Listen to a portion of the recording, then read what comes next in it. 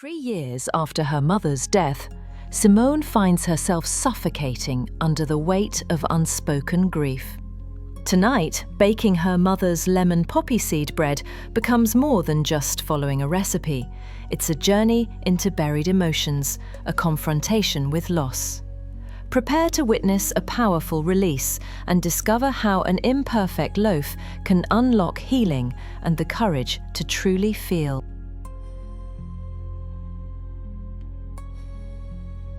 Simone stood in her kitchen, a picture of pristine order, where the silence was heavy with unspoken memories. It had been 3 years since her mother's passing, and Simone had been the unwavering pillar for her family. Now she was alone, and the quiet felt less like peace and more like a stifling shroud. She decided to bake her mother's lemon poppy seed bread, a recipe steeped in warmth and nostalgia. It was a fragile attempt to reconnect with happier times, with a love that she felt was beginning to fade. Pulling out each ingredient methodically, she paused. Was it 1 cup of sugar or 1.5? The question was a trigger, reminding her that the certainty she once possessed was fading. Mixing the batter, she felt a rising frustration. The aroma wasn't right, lacking the familiar warmth she remembered. It was more than just a recipe. It was a memory slipping away. She poured the batter into a pan, sliding it into the oven, the hum a stark reminder of the silence she sought to fill. Anxiety began to twist in her chest, a knot tightening with each passing minute. The timer chimed, breaking the silence. Simone opened the oven to reveal a loaf that was dense, flat, and far from the golden perfection she remembered. The sight hit her hard, the disappointment shattering the control she had so carefully maintained. Years of unspoken grief began to surface, threatening to overwhelm her. A sob escaped her lips, followed by another and another. Her body weakened, and she slid to the kitchen floor, the weight of her sorrow crushing her.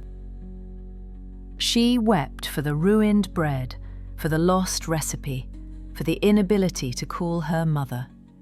Years of silent grief were finally breaking free. In that messy, painful moment, Simone realized that her sorrow wasn't a weakness. It was part of her healing, a necessary release of what had been held back for too long. Tears cleansed what words could not, washing away years of silence, and starting to reclaim the love she thought she had lost forever. Simone stayed on the floor a little longer, letting the tears fall, each one loosening the grip on her heart, making room for a fragile hope to take root. As the kitchen filled with the imperfect scent of lemon and poppy seeds, she understood that healing wasn't about perfection, but about allowing herself to feel. From that evening on, Simone no longer hid behind her stoic exterior. She embraced her vulnerability as part of her strength, a sign of healing rather than weakness. Moving on didn't mean forgetting. It meant being gentle with herself, even when life's recipes didn't turn out as expected, and finding courage in imperfection. With a newfound courage, she walked out of the kitchen, leaving behind the remnants of her sorrow and stepping into a future where she allowed herself to feel.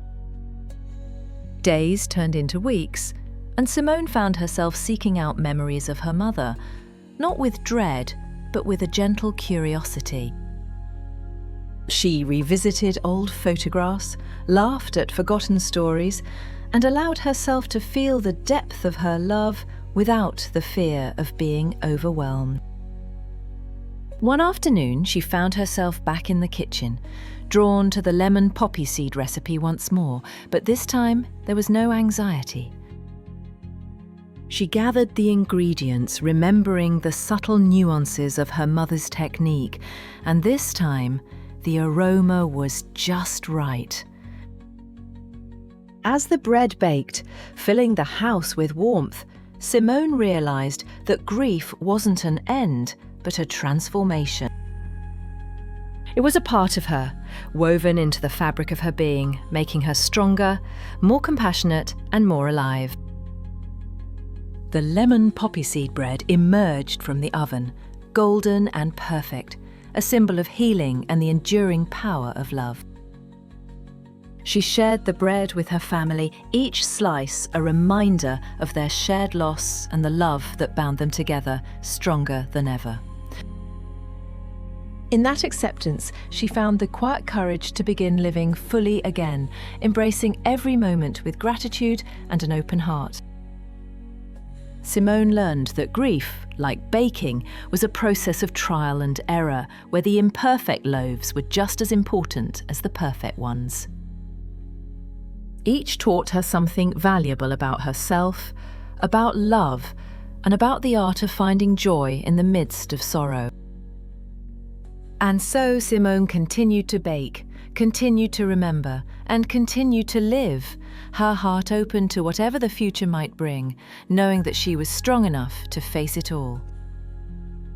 For in the end, it was the imperfect loaf that taught her the most valuable lesson of all, that even in the midst of grief, love, and healing could always find a way.